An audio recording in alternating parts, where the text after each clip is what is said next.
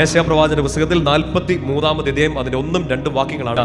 യാക്കോബേ, നിന്നെ സൃഷ്ടിക്കുകയും ഇസ്രായേലെ നിന്നെ രൂപപ്പെടുത്തുകയും ചെയ്ത കർത്താവ് അരുളി ചെയ്യുന്നു, ഭയപ്പെടേണ്ട, ഞാൻ നിന്നെ രക്ഷിച്ചിരിക്കുന്നു, നിന്നെ പേര് ചൊല്ലി വിളിച്ചിരിക്കുന്നു, നീ എന്റേതാണ്. പറഞ്ഞേ ഹല്ലേലൂയ. ആദ്യമായിട്ടാണോ ഈ വചനം കേൾക്കുന്നത്? അല്ല, എന്തോരം തവണ കേട്ടതാണ്. ഒറ്റ തവണ കൂടെ ഇന്ന് ഈ ബലിപീഠത്തിൽ ഈശോയുടെ സാന്നിധ്യം ഉള്ളിടത്തുനിന്ന് അതിന്റെ തൊട്ടടുത്ത് നിൽക്കുമ്പോൾ, നിങ്ങളിപ്പോൾ ഇവിടെ ഇരുന്ന് കേൾക്കുന്നു, ഓൺലൈനിൽ ഇരുന്ന് കൂടുന്നു, ഈശോ നിങ്ങളുടെ അടുത്ത് തന്നെയുണ്ട്. പറഞ്ഞേ ഹല്ലേലൂയ. കർത്താവ് പറയുന്ന കാര്യമാണ്, യാക്കോബേ, നീ ഭയപ്പെടേണ്ട, ഞാൻ നിന്നെ രക്ഷിച്ചിരിക്കുന്നു, നിന്റെ പേര് ചൊല്ലി വിളിച്ചിരിക്കുന്നു, നീ എന്റേതാണ്. പറഞ്ഞേ ഹല്ലേലൂയ. സന്തോഷത്തോടെ ഹല്ലേലൂയ. 4 കാര്യങ്ങളാണ് കർത്താവ് പറയുന്നത്. ഒന്നാമത്തെ കാര്യം, പേടിക്കണ്ട, ഭയപ്പെടണ്ട.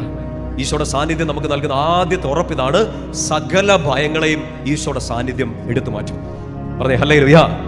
നിങ്ങളുടെ കടത്തെ ഓർത്തോ, നിങ്ങളുടെ രോഗത്തെ ഓർത്തോ, നിങ്ങളുടെ സങ്കടങ്ങളെ, നിങ്ങളുടെ കണ്ണുനീരുകളെ ഓർത്തോ, നിങ്ങളെ ഭയപ്പെടുത്തുന്ന എന്ത് കാര്യമാട്ടെ, ഈശോ പറയാണ്, ഇന്ന് ഈ മണിക്കൂറിൽ ആദ്യത്തെ വാഗ്ദാനം ഈശോ നിങ്ങളോട് തരികയാണ്, ഭയപ്പെടണ്ട.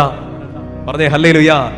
ഈശോ പറയുന്ന വചനത്തിന്റെ ബാക്കിയുള്ള ഭാഗങ്ങൾ ഓർക്കണം. ഞാൻ നിന്നെ രക്ഷിച്ചിരിക്കുന്നു, നിന്റെ പേര് ചൊല്ലി വിളിച്ചിരിക്കുന്നു.